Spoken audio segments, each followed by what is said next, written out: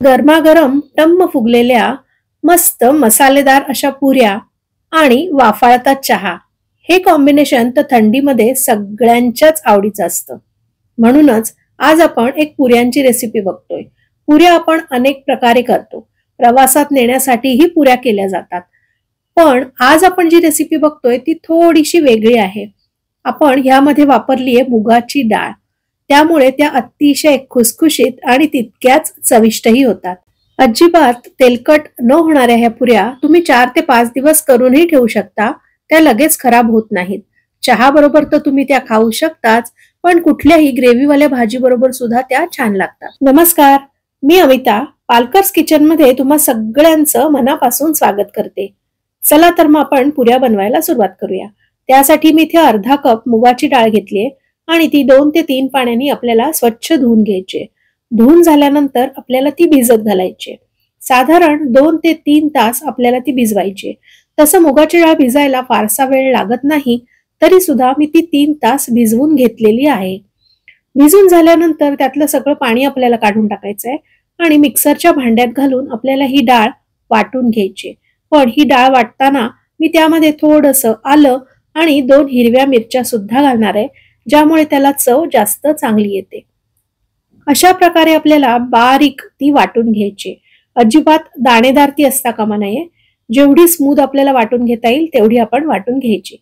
वाटून झाल्यानंतर त्यामध्ये मी 1 मोठा चमचा धने पावडर घातलीये, 1 चमचा जिरे पावडर, अर्धा चमचा आपल्याला हळद घालायची आहे आणि थोडासा हिंग सुद्धा घालायचा आहे. हे आहे चिली फ्लेक्स. चिली फ्लेक्स नसतील तर तुम्ही लाल मिरची पावडर सुद्धा घालू शकता. त्यानंतर मी घातलेत पांढरे तीळ आणि हा आहे ओवा. ओव्याचा स्वाद सुद्धा या पुऱ्यांना खूप छान येतो. ओवा थोडासा असा हातावर क्रश करून घातला की त्याची चव जास्त चांगली येते. ओवा घालून झाल्यानंतर मी इथे घालणार आहे ही कसुरी मेथी. त्यानंतर घालायचे आपल्याला चवीनुसार मीठ आणि ही बारीक चिरलेली कोथिंबीर. आता ह्या सगळ्या गोष्टी आपल्याला छानपैकी मिक्स करून घ्यायचे. आपण डाळ वाटताना कमीत कमी पाण्याचा वापर करायचा आहे, कारण यामध्ये आपण वेगळं पाणी घालणार नाही आहोत. त्यामुळे जेवढं पाणी कमी असेल तेवढ्या पुऱ्या जास्त छान होतील. आता या डाळीमध्येच आपल्याला बसेल तेवढं गव्हाचं पीठ घालून घ्यायचंय. सुरुवातीला मी 1च कप गव्हाचं पीठ घातलंय आणि ते मिक्स करून बघणार आहे आणि लागलं तरच आपण पुन्हा थोडंसं गव्हाचं पीठ त्यामध्ये घालायचंय. हे बघा, अशा प्रकारे मिक्स करून झाल्यानंतर हे इतपत सॉफ्ट झालेलं आहे, म्हणून थोडंसं 2 ते 3 चमचे पीठ मी अजून त्यामध्ये ऍड केलंय.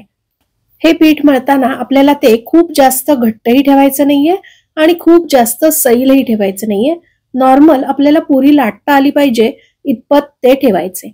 आता हे मिक्स करून झालेलं आहे आणि थोडासा तेलाचा हात लावून मी ते मळून घेणार आहे. आपण त्यामध्ये मोहन अजिबात घालायचं नाहीये. मोहन घातलं तर ह्या पुऱ्या तेलकट होतील, म्हणून मोहन न घालताच आपण ही कणिक मळून घेतलीये आणि वर थोडासा तेलाचा हात लावून ते सारखं करून घेतलंय. हे बघा, अशा प्रकारे सेमी सॉफ्ट असा गोळा त्याचा तयार झालेला आहे. आता लगेचच आपण त्याच्या पुऱ्या बनवायला घेणार आहोत. आपल्याला ज्या आकाराची पुरी बनवायची आहे त्या आकारात तुम्ही ह्या पिठाचा गोळा हातावर घेऊन तो सारखा करून घ्यायचा आहे. तुम्ही लहान मोठ्या कशाही तुमच्या आवडीनुसार तुम्ही ह्या पुऱ्या बनवू शकता.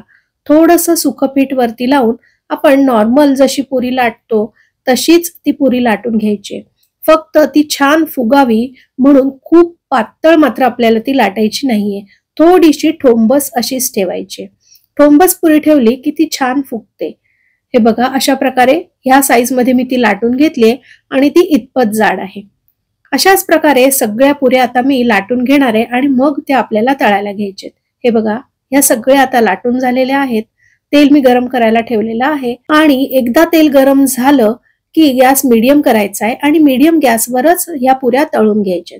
हे बघा, अशा प्रकारे झाऱ्याच्या साह्याने साईडनी थोडंसं प्रेस करत ती आपल्याला फुलवून घ्यायची. पुरी टम्म फुगलेली आहे आणि एका साईडनी त्याला रंग आल्यानंतर ती दुसऱ्या साईडनी सुद्धा आपल्याला तळून घ्यायची. अशा प्रकारे गोल्डन रंगावर आपण सगळ्या पुऱ्या तळून घेणार आहोत. हे बघा, मस्तपैकी टम्म फुगलेली अशी मसालेदार मुगाची पुरी आता तयार आहे. ह्या पुऱ्यांचं पीठ भिजवताना जेव्हा आपण मुगाची डाळ क्रश करतो तेव्हा त्यामध्ये पाणी कमीत कमी घालायचंय. हा मुद्दा ह्या पुऱ्या बनवताना सगळ्यात महत्वाचा आहे, कारण जर तुम्ही पाणी जास्त घातलं तर त्यामध्ये कणिक जास्त घालावी लागेल आणि आपल्याला हवी ती मुगाची टेस्ट त्यामध्ये येणार नाही. म्हणूनच ती काळजी घेतली की ह्या पुऱ्या मस्त, छान, चविष्ट, खमंग आणि खुसखुशीत होतात. आजच्या व्हिडिओमध्ये दाखवलेली ही मुगाच्या पुऱ्यांची रेसिपी तुम्हाला कशी वाटली ते मला कमेंट करून नक्की कळवा. आपण पुन्हा एकदा भेटूया अशाच एका मस्त व्हिडिओमध्ये. तोपर्यंत बाय बाय.